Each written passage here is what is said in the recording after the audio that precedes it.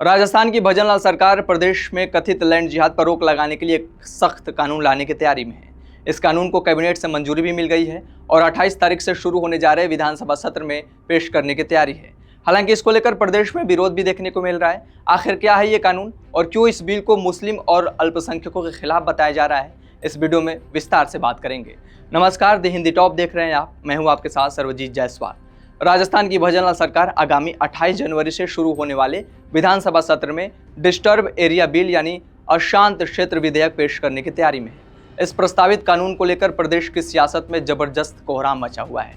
गुजरात के बाद राजस्थान इस तरह का कानून लाने वाला देश का भले ही दूसरा राज्य होगा, लेकिन बिल के ड्राफ्ट सामने आने से पहले ही मुस्लिम समुदाय और सामाजिक संगठनों ने इसके खिलाफ आर पार की जंग का ऐलान कर दिया है। असल में प्रस्तावित बिल को लेकर मुस्लिम संगठन इसलिए कड़ा विरोध जता रहे हैं क्योंकि इस कानून के तहत सरकार किसी भी क्षेत्र को अशांत क्षेत्र घोषित कर सकती है। सबसे बड़ी बात है कि अशांत क्षेत्र घोषित करने के बाद अब ये ज़मीन सीधे तौर पर डीएम के अधिकार क्षेत्र में चली जाएगी और इस पर किसी भी काम को करने से पहले जिला कलेक्टर की अनुमति लेना अनिवार्य होगा। इस कानून का विरोध करने वाले संस्थाओं का कहना है कि इस बिल के जरिए सरकार सीधे मुस्लिम अल्पसंख्यकों का निशाना बना रही है। इस बिल के बारे में बात करते हुए जहां एक और प्रोग्रेसिव मुस्लिम फेडरेशन इसको सीधे तौर पर अल्पसंख्यकों का निशाना बनाने वाला बताया है, तो वही मुस्लिम स्कॉलर्स का कहना है कि इस बिल के बहाने सरकार राजस्थान को भी उत्तर प्रदेश और गुजरात की राह पर ले जाने की तैयारी है, जहां इस कानून का दुरुपयोग मुसलमानों के परेशान करने के लिए किया जाएगा। हालांकि इसको लेकर सरकार पलायन रोकने का तर्क दे रही है। सरकार का दावा है कि समुदाय विशेष के दंगे और हिंसा से पलायन कर रहे लोगों को देखते हुए इस कानून को लाने की तैयारी है। राजस्थान की बीजेपी सरकार की दलील है कि डिस्टर्ब एरिया एक्ट लागू होने के बाद अल्पसंख्यक इलाकों पर सरकार कई तरह के प्रतिबंध लगा सकेगी। इनमें 3 साल तक प्रॉपर्टी खरीदने बेचने पर रोक के साथ पूरे एरिया को अशांत क्षेत्र घोषित किया जा सकेगा।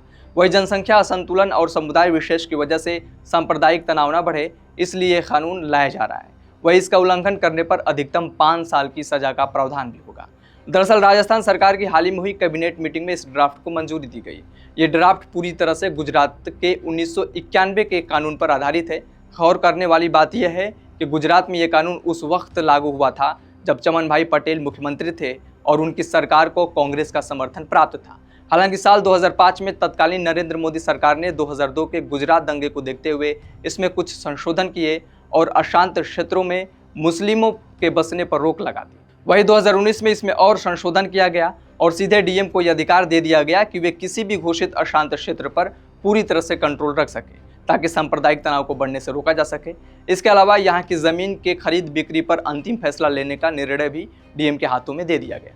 अब इसी मॉडल को राजस्थान में लागू करने की तैयारी है, जिसका वर्तमान में कांग्रेस के साथ कई मुस्लिम संगठन विरोध कर रहे हैं। वैसे गुजरात में लागू इस कानून को लेकर सबसे बड़ी बात यह है कि इसकी कुछ खामियां भी देखने को मिल रही है। मीडिया रिपोर्ट्स की माने तो अहमदाबाद, सूरत और बड़ौदा जैसे बड़े शहरों में इस कानून की वजह से हिंदू बहुल इलाकों में भी घर खरीदना मुश्किल हो गया है। लोगों की बढ़ रही शिकायतों को देखते हुए सरकार ने 2023 में इसमें संशोधन करने की बात तो कही थी, लेकिन अब तक कोई अमेंडमेंट नहीं किया गया है। अब आगे देखना होगा कि गुजरात के बाद राजस्थान में लागू होने जा रहे इस कानून के क्या नतीजे होंगे।